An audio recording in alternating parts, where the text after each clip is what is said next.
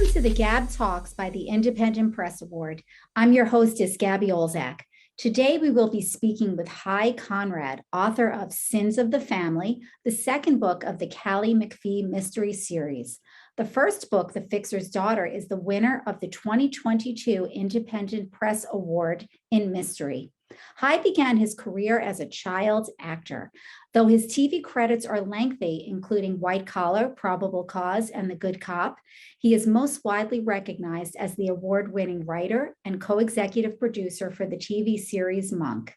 His love of mystery began with a series of interactive film mysteries, then dozens of solvable mystery games, which led to his creation of interactive projects for AOL and Prodigy. Hy has written hundreds of short story mysteries for Mystery.net, of which he was the creative director. He has published 12 Solve It Yourself mysteries for both the youth and adult markets. A Scribe Award-winning novelist, Hy has penned 4 books in the Monk series, as well as Amy's Travel Mysteries.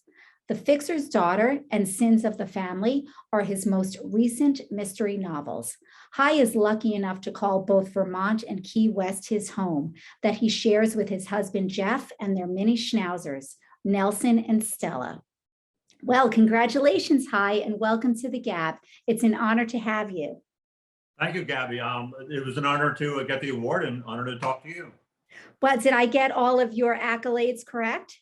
Oh, life is long and who knows? I don't remember half of them myself. I'm sure there are many more. So I read an interesting story, Hy, that the creator of Monk, Andy Breckman, found your work in a bookstore and contacted you to work on the series. And as they say, the rest is history. I'm so curious, what book did he discover? He didn't tell me. I had maybe 6 or 8 out of the time. It was probably something like Almost Perfect Murders. That was, I think, my first one. When I wrote this, it was like a collection of 12 Solve It Yourself mysteries, but each one was rather detailed and very, very clever, I thought. And my thought would be, oh, someone in Hollywood is going to pick this up and think, oh boy, I need to hire him for a Hollywood job. And that eventually did happen, although it took like 10 or 12 years. Andy, who created Monk and is still a very good friend, he had a project that got picked up, Monk, and he spent like a year trying to write it and sell it. Then all of a sudden he had to write 15 more right away. So he panicked and he went to a bookstore and he looked through, clever mysteries, and he called me up and basically said, either I'm going to steal your stories or you're going to come work for me. So that's awesome. Literally the right time at the right place. So right. Having done both, what do you prefer, writing for TV or novels? They're very, very different. I do miss the writer's room. You show up there every day and, you tell jokes and you tell stories. And one of those stories or jokes leads to a plot. But it's a very collaborative process. And so there's always someone there to argue with you or to tell you if something's good. So it's quite different being alone. And, my husband will read things and give me some feedback, but, he can only read a book so many times, so many iterations of, I can only ask him to do so much. And then, you show it to friends and you show it to your editor. So it's a very individual process. You're never sure what's working and what's not working, where TV is a very, very collaborative process, not only with the other writers, but also with the producer and the director and the stars who always have their opinions. So it's the difference between being a collaborative venture and not knowing how many of your jokes or how many of your plot points are going to get into a script, and then doing something all on your own, which is very frightening in a different way. Yes, it certainly is. So why mystery, Hy? How did you get into that genre? As a kid, I always liked the ones where you could sort of figure it out, like Agatha Christie, Nero Wolfe, Sherlock Holmes, obviously, where if you thought about it hard enough and if you went back and if the author was playing fair with you, then you could solve it.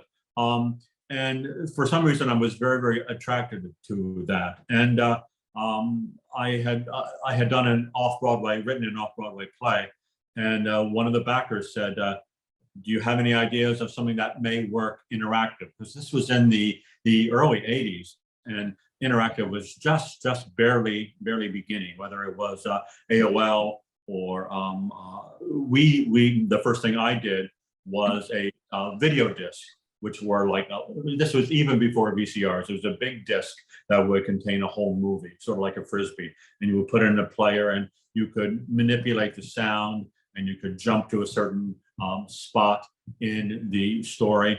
And I said a mystery would work. You could have many different mysteries all starting from the same premise and then branch out, and you could play it 16 or 32 times if you jump around correctly on the disc. And that became the video disc, the mystery disc, and was fairly successful and won some awards. And that got me noticed by Parker Brothers, and I got some jobs working for Clue.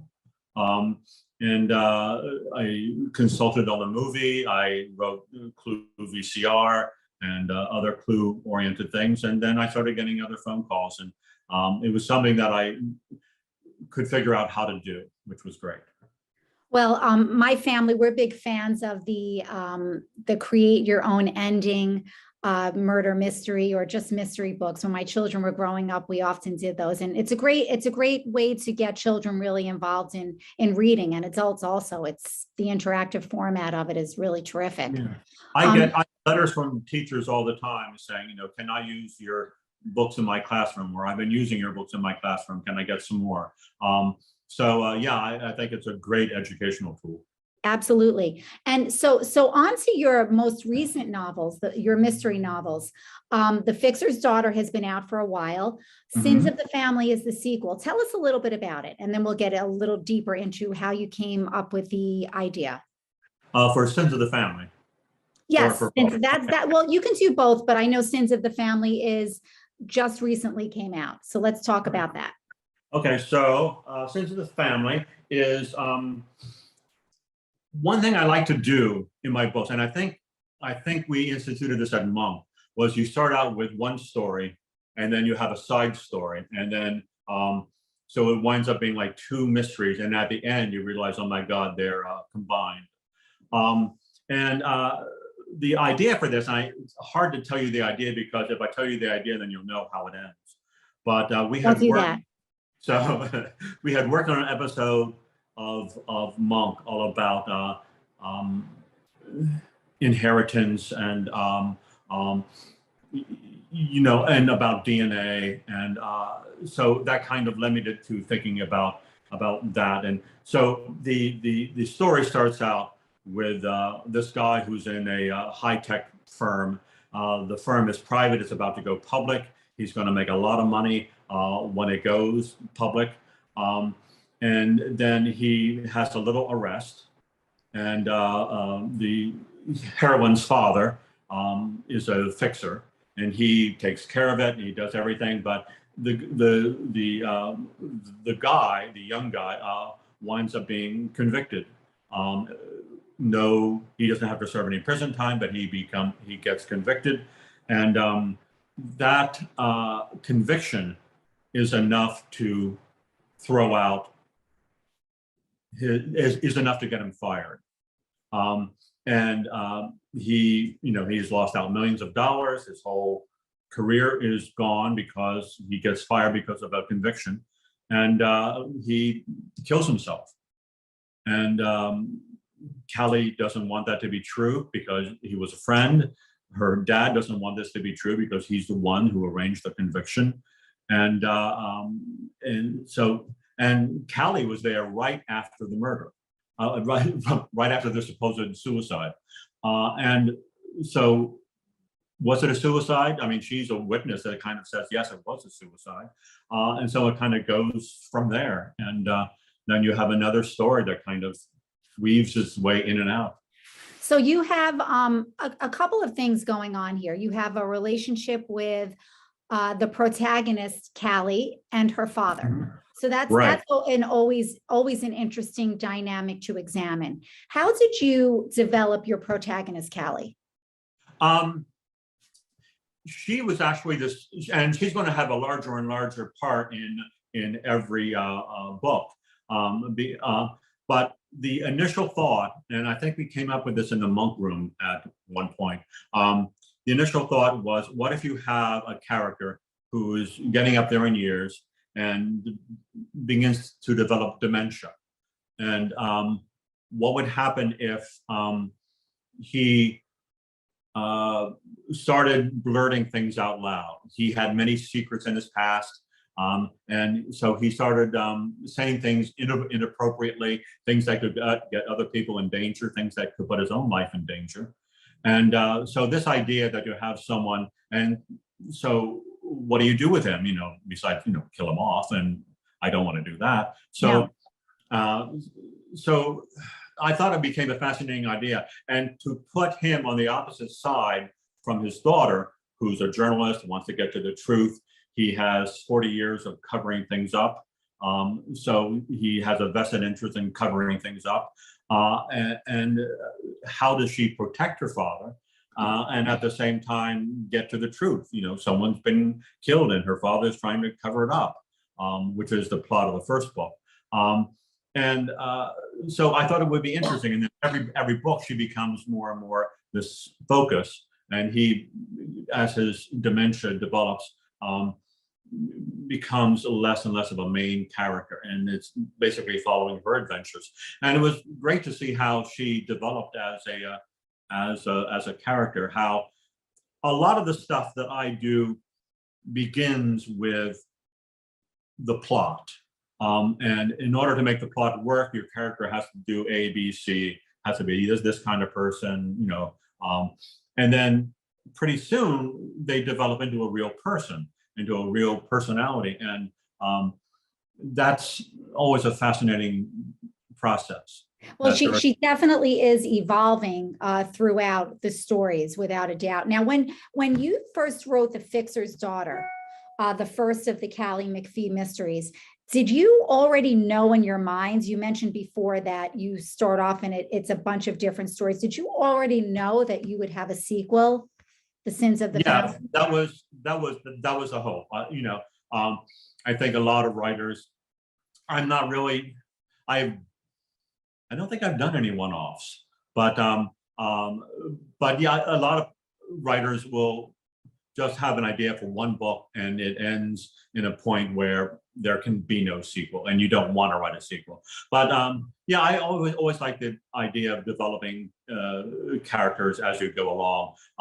One of the first novels I ever wrote was a monk tie-in novel, where we used the monk characters, and then you develop stories using Adrian Monk and Sharona or Natalie and the captain and the lieutenant. So those obviously are serialized. Yeah, to me, it came naturally. I'm sure I have some stories in me that would not lend themselves to a series, but I always saw this as a series. So how much research did you have to do for both of the novels? You have journalists, politicians, lawyers, fixers. There's a lot going on. Well, Google is my friend. Isn't it all? And whenever there's a point in which I have like a writer's block, I know it's because I haven't done my research and I haven't really found these things out. And so, so doing the research, talking to people, figuring out what this part of Austin looks like, and how my editor lived in Austin for years, and so she's always saying, no, this wouldn't happen in the middle of summer, or people in Austin do not drive black cars. So she was very helpful with a lot of things that I wouldn't even have noticed. But yeah, I like doing the research. It makes the writing go maybe a little slower, but I think discovering things as you go. The first book, The Fixer's Daughter, has not really dating sites. They're kind of sugar daddy sites, which are real. And there are many of them. They're kind of frightening in a way, where you go on and you want a sugar daddy and someone who's going to pay your way, and maybe you'll sleep with them, or You kind of work that out as part of the arrangement.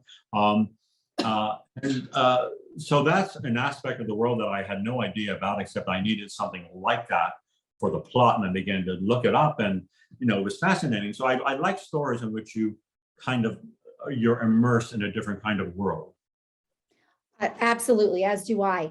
So getting back to the setting, it does take place in Austin, both of the novels. What made you choose Austin? Do you have a special connection to it?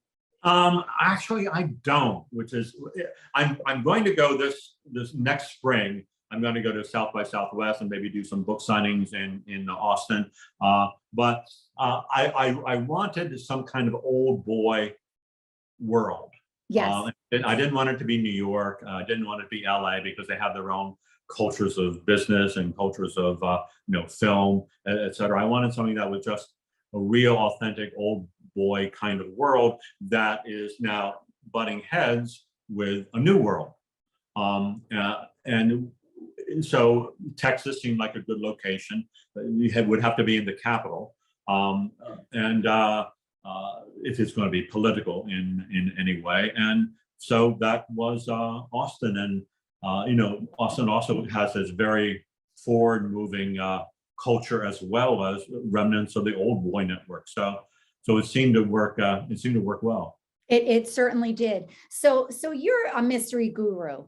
What do you think makes a great mystery novel? What are some of the most important elements? One of my favorite not too long ago was The Kind Worth Killing by Peter Swanson. And that was, I guess I must have read it 5-6 years ago. And I loved it because it took you in different directions. It starts out with one voice. It's told first person by one character. And then all of a sudden it veers off. And the great thing is that you knew the author was in control. You knew that this wasn't something that was going to disappoint. He's a very skilled writer. And so you're kind of along for the ride, and you're not second guessing his choices. And it's very immersive, and with characters who keep changing and keep surprising you. So I think in a mystery novel, the idea of surprise, Leonard Bernstein in Music called it the inevitable surprise, where something is surprising, but then you look back and say, oh yeah, that was inevitable in many ways. And I think a good mystery that you can figure out does that. So for aspiring mystery novelists, what is the biggest don't you can tell them, you can give them? Don't say anything that's not important. And that can go in a variety of ways. The old Columbos, which were 90-minute programs, and they had to fill 90 minutes. They would show Columbo parking the car, double parking the car, getting out of the car, walking up to the front door, knocking on the front door, waiting for the person to answer the door. So all that is obviously in the modern world more and more extraneous. So one thing that we say in TV is start the scene as late as you can and get out of it as quickly as you can. Meaning that don't throw in all the extraneous stuff. And even when you have a scene that goes to personality and it seems to be leisurely, it has to be essential. So just write the essential stuff. Should we expect a third Callie McPhee mystery? I feel like you're already writing it. I feel like it's already written. I am. It's called The Man on the Bench. And I didn't want it to start from any exciting moment. I wanted to get into Callie's ordinary daily life and not have to start on some big moment. So she runs through the park every day after work, and there's this guy that she sits next to on the bench. And this is actually taken from a real character. There's a character in Florida. I'm not sure if it's Jacksonville or Tampa. It could be Jacksonville. And he sits on the bench every day, same time. People come up to him. They sit down next to him. They tell them their stories, and he's very sympathetic, and he listens, and people become devoted to him. They're expecting to see him every day. And so what happens if he no longer shows up and if he winds up murdered? Was it something that someone told him in private on the bench? Is it something about his own life and no one knows anything about him? So this was actually taken from a real news article. And so that, to me, that's kind of fascinating. You know, what are the possibilities of why this person who appeared to be this homeless guy on a bench, harmless, everyone kind of just knew his name and that they would pour out their problems to him. What happens if he gets murdered? That sounds really interesting. And I do feel like there's another one after that. Are you thinking about something already? I know you are. Yeah, you take one thing at a time. In between the last one and this one, I went back to playwriting and wrote a play about the pandemic. And it was a comedy, a Black comedy. It's two people who have been quarantined in their homes for months, the early days of the quarantine, and they grow to hate each other, and they both want to murder the other one. And so that's sort of like a dark comedy aspect to it, and so that was a lot of fun to write. But yeah, I think I'm going to continue with the Kelly McPhee mysteries for some time, as long as people keep reading them. Well, we hope so. And that was actually my next question, that you or have many other endeavors, including humor. So tell us more about that. One of the things I think that drew Monk to me and me to Monk was the fact that it's hard for me to write mysteries or anything without some humor in it. It's just the way that I think. And so my husband and I wrote a book called Things Your Dog Doesn't Want You to Know, which sold pretty well. This was some years ago. And so all of my work, I think, have some element of humor in them. And I think it would be hard for me to do otherwise. Well, lastly, Hy, how can listeners find out more about you and purchase Sins of the Family and The Fixer's Daughter? I'm so glad you asked. No, there's hyconrad.com. You can find all my books on Amazon and Barnes and Noble and most other book sites. Or go in there and Google Hy Conrad. And I think I've had like 22 books so far of various types. Some short Encyclopedia Brown kind of books for younger readers, and some adult ones, and then the novels. And so just type Hy Conrad into your search engine, or go to Amazon, or go to Barnes and Noble. Fantastic. Well, we're really looking forward to another Kelly McPhee mystery. And it has been so much fun talking to you today. Thank you so much for joining us. This is Gabby Olzak of the GAB Talks. Next podcast, we'll chat with author Ann Kate Sullivan. Until next time, keep on reading. Great.